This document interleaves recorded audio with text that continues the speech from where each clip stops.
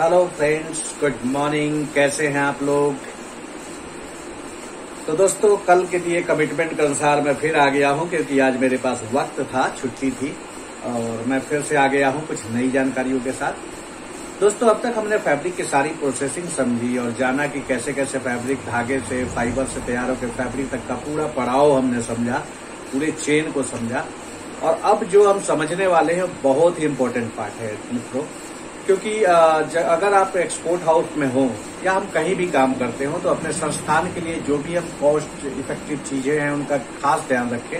हमारी जिम्मेवारियों को अगर परिपूर्णता से निर्वहन करते हैं तो हमें एक आत्मिक सुख और शांति की प्राप्ति होती है। तो ये तब होता है जब हमें उचित ज्ञान हो। उचित ज्ञान के बाद भी हम अपने मानसिक स्तर को केंद्रित करें कि जहां से हमारी आय प्राप्त हो रही है उसके लिए हम भरपूर जितना हो सकता है उतना योगदान दें। ये सबसे बेहतरीन बात है और हमारे देश के सारे ग्राउंड लेवल की टीम इसी पे फोकस करती है और इसके लिए सबको सैल्यूट है। क्योंकि प्रबंधन चाहे इक्विपमेंट चाहे जितने अच्छे हों, रेसिपी चाहे जितनी अच्छी हो, कलर्स केमिकल चाहे जितने अच्छे हों, लेकिन जज्बात का अच्छा होना सबसे ज्यादा इम्पोर्टेंट है। तो अगर जज्बा सही होगा, जज्बा होगा हमें अपने संस्थान को ऊंचाई की ओर ले जाने का, तो निश्चित ही हमारे कार्य में भरपूर ऊर्जा दिखेगी, मिलेगी और उसका फायदा हमारे संस्थानों को होगा।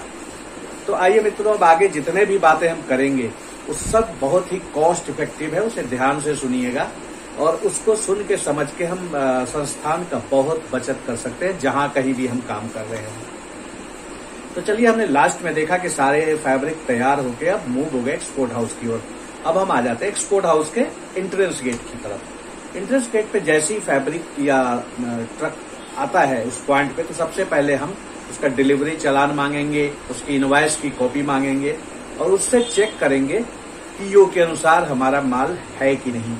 दोस्तों, पीओ क्या होता है? पीओ होता है परचेज ऑर्डर, जो कोई भी संस्थान किसी सप्लायर को देती है कि हमें ये क्वालिटी, ये काउंट, ये कंस्ट्रक्शन का ये वाला फैब्रिक इस पर्टिकुलर कलर या प्रिंट में चाहिए और इतनी क्वांटिटी चाहिए। इसी को कहते हैं पीओ। उसमें कुछ और टर्म्स कंडीशन होते हैं कि हमें इन सारी टेस्टिंग में पास चाहिए, ये सारे टेस्ट ऐसे होने चाहिए, बहुत सारी चीजें होती है। तो उसमें इसलिए हमको पीओ देखना जरूरी है।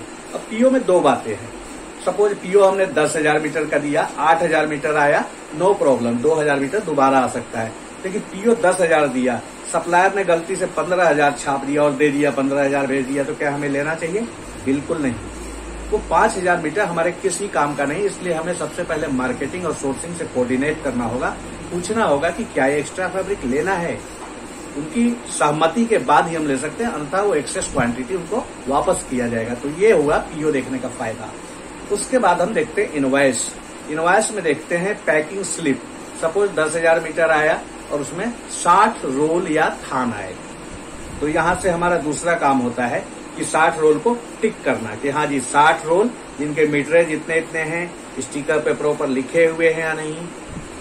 अगर वेट दिया हुआ हो, हर रोल का वेट हो, तो उसका वेट भी किया जाएगा कि वेट इसका प्रॉपर है या नहीं। ये सारे प्रोसेस अनलोडिंग के टाइम पूरे किए जाने चाहिए, निश्चित ही पूरे किए जाने चाहिए। इससे किसी भी तरह की शॉर्टेज, किसी भी तरह की कमी, किसी भी तरह की मिस्टेक वहीं पे पकड़ में आ जाती है और तुरंत समाधान की ओर हम अग्रसर हो पाते हैं।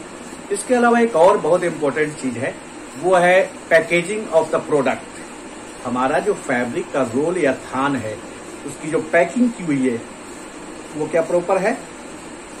कटा फटा तो नहीं। अगर कटा फटा होगा तो क्या होगा दोस्तों? सपोज 100 मीटर का थान है, 200 रुपए मीटर का फैब्रिक है, उसका किनारा कट गया, 10 मीटर फैब्रिक स्ट्रेन लग गया, रस्ट स्ट्रेन लग गया जो छूटेगा नहीं, निकलेगा नहीं, तो हमारा 2,000 रुपए का लॉस हमारे संस्थान का हुआ, जहां हम काम करते हैं उनका लॉस हुआ। बाद में बताएंगे फिर इधर उधर हुआ, कब हुआ, क्या हुआ। अगर सेम टाइम हम ट्रैक कर लें, फोटो खींचे, सप्लायर को इंटीमेट करें, देन क्या होगा? सप्लायर उसकी लायबिलिटी लेगा, उसका डेबिट लेगा, उसके बदले हमें सही फैब्रिक देगा।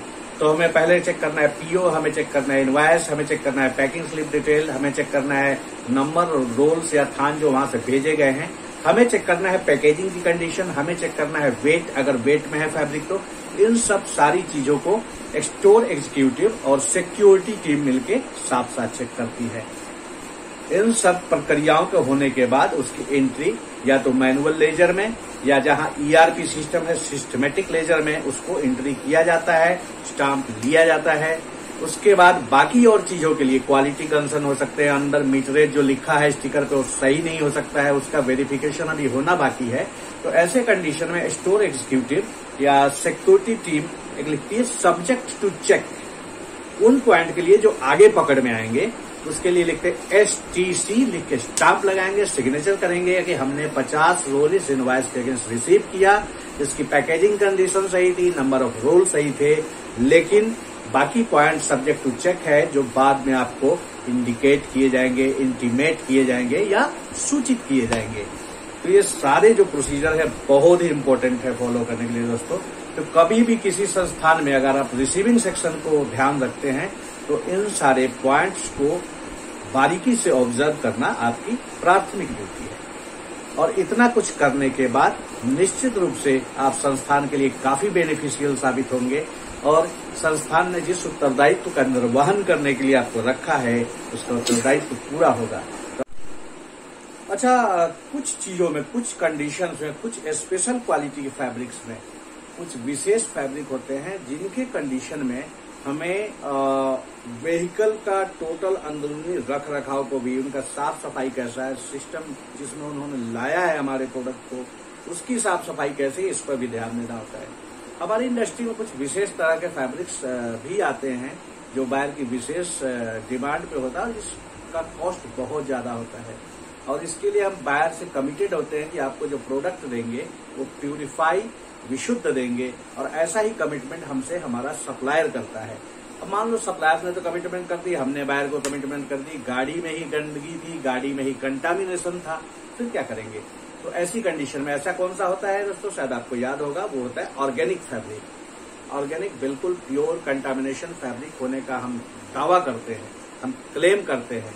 ऐसे फैब्रिक्स को जब भी मंगाएं, इस टाइप का जब भी फैब्रिक आए तो उस कंडीशन में गाड़ी का रख रखाव भी देखना बहुत ही इम्पोर्टेंट है। हम अपने तरफ से सारी कार्रवाई करेंगे उसको बेहतर बनाने के लिए, सप्लायर भी सारी कार्रवाई करेगा, लेकिन अगर ट्रांसपोर्टेशन उचित तरीके से नहीं हुआ तो उसका भी कहीं न कहीं खामियाजा हमें भुगतना पड़ सकता है।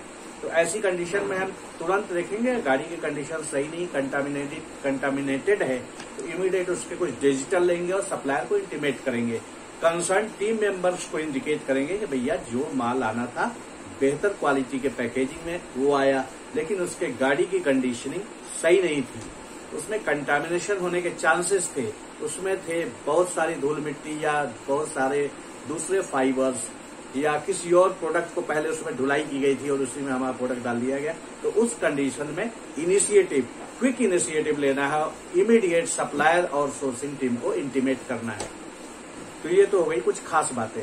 अब इतना सब कुछ करने के बाद स्टोर टीम उस फैब्रिक को रिसीव करता है और ले जाके प्री डिफाइंड लोकेशन, मतलब एक लोकेशन होता है ना, नॉर्मली सब जगह होता है, घर में देखेंगे तो हमारे घर में भी एक लोकेशन होता है। हमारा जो पुराना सिस्टम है बहुत ही बढ़िया बनाया हुआ था। मान लो आप घर में खाना पीना नहीं बनाते, आप जाओगे ढूंढने, भैया चीनी की तरह मिलेगा ही नहीं, लेकिन जिसका रख रखाव होता है, घर का जो, घर की हमारी जो गृहिणियां जो रख रखाव रखती है पुराने जमाने से अब तक, सब जगह का एक निर्धारित स्थान था, साफ बर्तन इधर, गंदा बर्तन उधर, मसाले इधर, चीनी नमक हल्दी इधर, ऐसा ही एक सिस्टम, इसको कहते हैं रख रखाव का सिस्टम। आजकल इसको 5S सिस्टम में कन्वर्ट करके बनाया गया है कि हर चीज विद इन ए मिनट कैसे ढूंढी जा सके। तो इसके लिए इम्पोर्टेंट है कि जो माल रिसीव होगा उसको वहीं रखा जाए जहां उसको रखा जाना चाहिए। और अगर ऑर्गेनिक जैसे उत्पाद हो जो विशिष्ट क्वालिटी में स्पेशल क्लेम होता है तो उसके लिए स्पेशल जगह बनाई जाती है जिसको ग्रीन कलर से इंडिकेट किया जाता है, आप जानते ही होंगे। तो उनको ग्रीन कलर से इंडिकेट लोकेशन में ही रखा जाए, ग्रीन ट्रॉली में ही उठा के रखा जाए। ये कुछ सारे प्रिकॉशंस हैं जो हमें फैब्रिक रिसीविंग के समय ध्यान रखने होंगे। इससे हम डेफिनेटली काम को बेहतर तरीके से कर पाएंगे और रिजल्ट भी बेहतर हो पाएगा। तो दोस्तों कैसा लगा ये सेशन जरूर बताइएगा, ये भी काफी इम्पोर्टेंट है। अब जितने भी सेशंस होंगे सब कॉस्ट इफेक्टिव होंगे, सब बहुत ही इम्पोर्टेंट होंगे और मेरा रिक्वेस्ट है कि बहुत ध्यान से देखिएगा। अगर आप वास्तव में इसमें आगे बढ़ना चाहते हैं, कुछ सीख कर और संस्थान को भी तरक्की की दिशा में ले जाना चाहते हैं तो डेफिनेटली ध्यान से देखिएगा। चलिए फिर आज का सेशन यही खत्म करते हैं। शुक्रिया, गुड बाय, बाय बाय।